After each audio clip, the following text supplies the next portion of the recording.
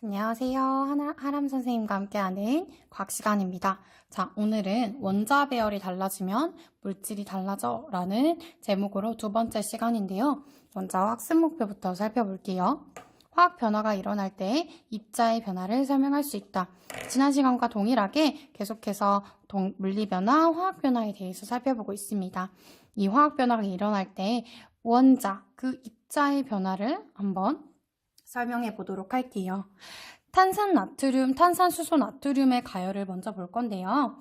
이 탄산수소 나트륨은요, 베이킹 파우더의 주 성분입니다. 베이킹 파우더의 주 성분인데요. 가열시키면 어떤 변화가 일어나는지 살펴볼게요. 시험관에 탄산수소 나트륨 5g을 넣고 이렇게 마개를 띄웁니다. 그리고 약간 아래쪽으로 향하게 놓고요. 스탠드에 고정해서 그림과 같이 장치한 후에 가열을 하게 됩니다. 석회수가 나왔네요. 선생님이 수업 시간에 얘기했지만 석회수가 나오면 거의 석회수는 뿌옇게 흐려집니다. 왜 뿌옇게 흐려진다고 했죠? 그렇죠. 이산화탄소가 발생하였기 때문에 이산화탄소와 이 석회수가 만나서 뿌옇게 흐려진다 라고 얘기했습니다. 이산화탄소는 이와 같이 CO2라고 표현합니다. 자, 그 다음에 알코올 램프에 불을 끄고요. 시험관에 이 고무마개를 빼고 이쪽에 여기 입구 쪽에 입구 쪽에 갖다 대어보면요. 파란색의 염화 코발트 종이는 색깔이 어떻게 변했을까요?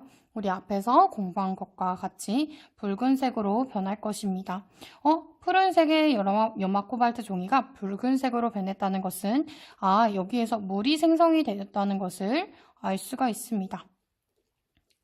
자, 계속해서 하는 얘기지만 물이 만들어진 것을 확인하기 위해서는 염화 코발트 종이, 파란색 염화 코발트 종이, 이산화탄소를 확인하기 위해서는 석회수를 사용합니다. 그러면 우리가 이 반응을 통해서 없었는데 새로 만들어진 이런 가열을 하기 전에는 이산화탄소와 물이 없었지만 이렇게 새로 만들어진 것을 볼 수가 있습니다. 그러면 없었는데 새로 생긴 거기 때문에 어떤 변화일까요? 그렇죠. 화학 변화라는 걸 알 수가 있습니다. 이 화학 변화가 일어나는 반응을 화학 반응이라고 했는데요. 뒤에서 더 살펴보도록 하겠습니다. 교과서 88쪽입니다. 교과서 88쪽. 자, 탄산수소 나트륨을 가열하게 되면 탄산나트륨, 물, 이산화탄소로 나누어지는데요. 탄산수소 나트륨을 한번 써볼게요. 탄산수소 나트륨은 이렇게 씁니다. 나트륨과 수소와 탄산이온이 합쳐진 거예요. 탄산 나트륨은 이렇게 표기하고요. 물은 이렇게 표기하고 이산화탄소는 이렇게 표기합니다. 탄산 나트륨은 나트륨 이온과 탄산이온이 만났는데 나트륨 이온은요 플러스 1가짜리고요. 탄산이온은 마이너스 2가짜리라서 얘가 두 개가 얘와 만나서 이렇게 만들어지는 걸 알 수가 있습니다. 그러면 탄산수소 나트륨이 가열해서 세 가지의 물질로 나누어지는 걸 보았어요. 이렇게 하나의 물질이 두 가지 이상의 다른 물질로 나누어지는 화학 반응을 분해라고 합니다. 그러면 우리 분해를 이렇게 알파벳으로 한번 정리해 볼게요. 하나의 물질이 두 가지 이상의 물질로 나누어진다. 우리 지난 시간에 배웠던 화합과 어떤 차이가 있는지 한번 생각해 볼까요? A, B가 C가 되는 과정은 화합이라고 할 수 있겠고요. C가 반대로 A와 B로 나누어지는 과정을 분해라고 할 수 있겠습니다. 이렇게 분해가 일어나면요. 물질을 이루는 원자가 재배열되면서 새로운 물질을 만들게 됩니다. 이 물질을 분해하는 방법은 여러 가지 방법이 있는데요. 첫 번째, 열을 가하는 방법도 있고요. 두 번째, 전류를 흘러주거나 세 번째, 촉매를 이용하는 방법도 있습니다. 촉매가 뭐냐? 자신은 변하지 않으면서 반응이 빠르게 혹은 느리게 도와주는 물질이에요. 그 자신은 변하지 않지만 그 반응이 화학 반응이 더 빠르게 혹은 느리게 일어나도록 도와주는 겁니다. 그러면 우리가 전류를 흘러주는 반응을 한번 먼저 보도록 할게요. 물의 분해입니다. 물은요, 전류를 흘러주게 되면 수소와 산소로 분해되게 됩니다. 이것을 우리가 물의 전기분해라고 배웠을 거예요. 물의 전기분해. 물이 H2O 전류를 흘러주게 되면 수소 기체와 산소 기체로 이렇게 나누어지게 됩니다. 자, 얘는 분자의 개수가 2개니까 앞에다 2를 써줄게요. 얘도 분자의 개수 2개니까 2, 분자의 개수가 하나니까 1을 써주겠습니다. 이렇게 하면 양쪽의 원자의 개수가 변함없이 동등한 것을 알 수가 있어요. 자, H 총 4개죠? 4개 있습니다. 산소 2개, 산소 원자 2개 있습니다.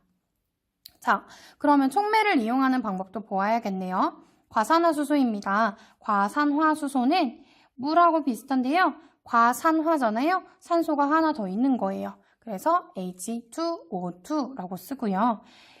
과산화수소 같은 경우는 그냥 실온 상태에서 가만히 두어도 물과 산소로 분해가 되지만 촉매인 이산화 망가니즈를 넣으면 더 빠르게 분해가 됩니다. 바로 위에 써 있어요. 이산화 망가니즈를 넣게 되면 훨씬 빨리 분해가 됩니다. 그러면 촉매를 넣었다고 생각해보고 한번 빠르게 분해를 해볼게요. 자, 과산화수소 몇 개 있죠? 분자 2개. 물 분자 몇 개? 그렇지, 2개. 산소 분자 하나 있습니다. 그렇기 때문에 앞에 1을 써줄게요. 그러면 우리 수소 개수 총 몇 개인지 볼게요. 총 4개, 양쪽 다 4개네요. 산소 개수는 4개, 2개, 2개에서 총 4개가 맞습니다. 이와 같이 원자의 배열에는 조금 차이가 있지만 총 원자의 개수에는 차이가 없는 것을 알 수가 있습니다. 우리가 이와 같이 분해가 이용되는 예시들이 굉장히 많은데요. 바로 이런 것들이 있습니다. 소화기 안에는 탄산수소 나트륨이 분해가 있는데요. 이 탄산수소 나트륨이 분해되면서 이산화탄소, 아까 석회수 보았죠? 이산화탄소가 불을 끄게 되는 거예요. 왜? 산소를 차단시키기 때문에 이산화탄소가 불을 끌 수 있기 때문이에요. 자, 에어백 안에는요, 아자이드화 나트륨이라는 것이 있는데 아자이드화 나트륨에서 분해가 되면요, 질소가 나오게 됩니다. 질소가 나오게 되면서 빠르게 에어백이 팍 부풀어 올라가지고 우리가 안전하게 살 수 있는 거예요. 우리 질소는 어디에 많이 보이죠? 과자 충전재로 많이 사용합니다. 막 과자 사 먹으면 막 질소가 엄청 많이 들어있잖아요. 그 질소들이 바로 이렇게도 에어백에도 사용이 됩니다. 그럼 우리가 이렇게 입자 배열에 대해서, 원자 배열에 대해서 계속 살펴봤는데요. 이 입자 배열을 더 정리를 해보면서 살펴보도록 할게요. 자, 물 분자가 있는데요. 물은 H2O라고 했습니다. 수증기도 똑같이 H2O. 자, 여기는 화학 변화라서 수소 기체와 산소 기체로 변한 것을 알 수가 있습니다. 자, 일단 선생님이랑 정리를 해볼게요. 물리 변화에서 변하는 것, 변하지 않는 것, 화학 변화에서 변하는 것, 변하지 않는 것을 선생님이 정리를 해봤는데 이걸 통해서 중요한 것을 보겠습니다. 물리 변화는요, 원자의 배열은 변하지 않습니다. 원자의 배열. 그리고 물질의 성질과 총 질량도 변하지 않습니다. 또한 분자의 종류와 개수도 변하지 않아요. 하지만 화학 변화에서는 우리가 중점적으로 보아야 할 화학 변화에서는요, 원자 배열은 변합니다. 그리고 분자의 종류와 개수도 변합니다. 그리고 물질의 성질도 변합니다. 더 중요한 거, 변하지 않는 것입니다. 원자의 종류와 개수는 절대 변하지 않아요. 그리고 물질의 총 질량도 변하지 않습니다.